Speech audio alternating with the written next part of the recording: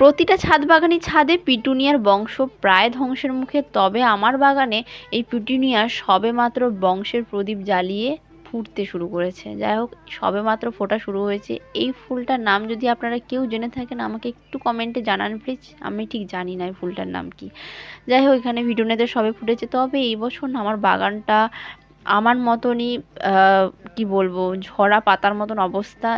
বাগানটা আমার ঠিক মন মতন এই বছর হয়নি। শীতের বাগান, না তো কোনো ঠিকভাবে ফুলগুলো করতে পেরেছি, না তো কিছু সবজির গাছ বসাতে পেরেছি। জানি না, চেষ্টা তো অনেক কিছুই করেছিলাম, অনেক গাছও মারা গেছে এইবারে, প্রচুর গাছ মরেছে আমার।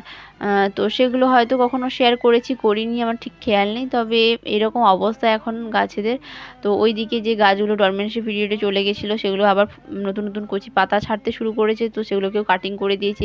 এখানে কিছু ডালিয়াও ফুটেছে সবে। তো এই হচ্ছে আমার বাগানের অবস্থা আছে। তবে আসি, দেখা হচ্ছে পরের ভিডিওতে।